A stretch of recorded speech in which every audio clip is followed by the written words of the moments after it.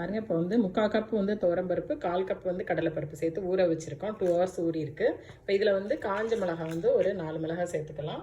1 teaspoon வந்து சோம்பு, இதையும் சேர்த்து நம்ம அரைச்சிக்குவோம். வடையை விட இன்னும் கொஞ்சம் நைஸாக அரைச்சிக்கணும். தண்ணி ஊற்ற வேண்டாங்க. பாருங்கள், பருப்பு வந்து இந்த அளவுக்கு அரைச்சிக்கோங்க. இப்போ ஒரு பாத்திரத்தில் சேர்த்துக்கலாம்.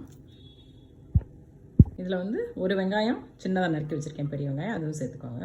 கொஞ்சமாக கொத்தமல்லி சின்னதாக நறுக்கிட்டு அதை ஒரு 2 டேபிள் ஸ்பூன் மாதிரி தேங்காய் சேர்த்துக்கோங்க. கொஞ்சம் தேவையான அளவுக்கு உப்பு சேர்த்துக்கலாம். ஒரு 1.5 டீஸ்பூன் சேர்த்துக்கோங்க. மிக்ஸ் பண்ணிக்கோங்க. நல்லா மிக்ஸ் பண்ணியாச்சு. இப்போது இந்த அளவுக்கு நம்ம உருண்டை பிடிச்சிக்கலாம். இதோட ரொம்ப பெருசாகவும் வேண்டாம், ரொம்ப சின்னதாக இல்லாமல் இந்த அளவுக்கு பிடிச்சிக்கோங்க. இப்போ இட்லி பாத்திரத்தில் வச்சு ஒரு 10 மினிட்ஸ் வேக வச்சு எடுத்துக்கலாம். இதை வந்து இதில் ஒரு உருண்டைக்குள்ள மாவு மட்டும் எடுத்து வச்சுருக்கேங்க, நம்ம குழம்பு திக்னஸ்க்காக அது மட்டும் எடுத்து வச்சுருக்கேன். பாருங்கள், நல்ல உருண்டை வந்து வெந்துருச்சு. உருண்டை குழம்புக்கு நம்ம தாளிக்க போகிறோம். எண்ணெய் வந்து கடலை எண்ணெய் ஊற்றிருக்கேன் 2 ஸ்பூன். இதில் வந்து கொஞ்சம் வெந்தயம் சேர்த்துக்கலாம். கொஞ்சம் 1/4 டீஸ்பூன் சோம்பு சேர்த்துக்கோங்க. வெங்காயம், இந்த குழம்புக்கு சின்ன வெங்காயம் நல்லாயிருக்கும். இந்த சின்ன வெங்காயம் கொஞ்சம் சேர்த்துக்கோங்க. கட் பண்ணி உரிச்ச பூண்டு சேர்த்துக்கலாம். ஒரு 10 பல்லு சின்ன பல்லாம் கருவேப்பிலை சேர்த்துக்கோங்க.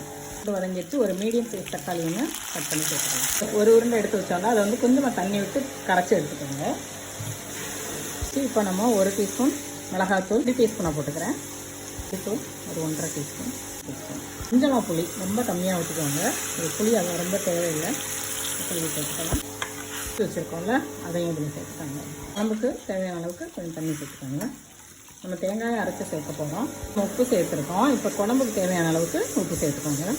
குழம்பு நல்லா கொதிச்சிச்சு. இப்போ நம்ம இந்த வேக வச்ச உருண்டையெல்லாம் இதில் சேர்த்துக்கலாம். இது நல்லா வெந்துருச்சு. ஒரு 10 மினிட்ஸ் நல்லா இந்த உருண்டையோட அப்படியே குழம்பு சேர்ந்தாப்பில் வேகட்டும். உப்பு எல்லாம் செக் பண்ணிக்கோங்க. தேவையான லேசாக சேர்த்துக்கோங்க. 10 நிமிஷம் ஆயிடுச்சு. இப்போ தேங்காய் ஒரு 1/4 மூடி தேங்காய் அரைச்சி இதை சேர்த்துக்கோங்க. பாருங்கள், பருப்பு உருண்டை குழம்பு வந்து நல்லா ரெடியாச்சு. தேங்காய் ஊற்றிட்டு ஒரு 3 நிமிஷம் கொதிக்க விட்டால் போதும். ரொம்ப டேஸ்டியான கமகமான பருப்பு உருண்டை குழம்பு ரெடி. எல்லோரும் கண்டிப்பாக ட்ரை பண்ணி பார்த்துட்டு எப்படி இருக்குன்னு சொல்லுங்கள். தேங்க்ஸ் ஃபார் வாட்சிங்.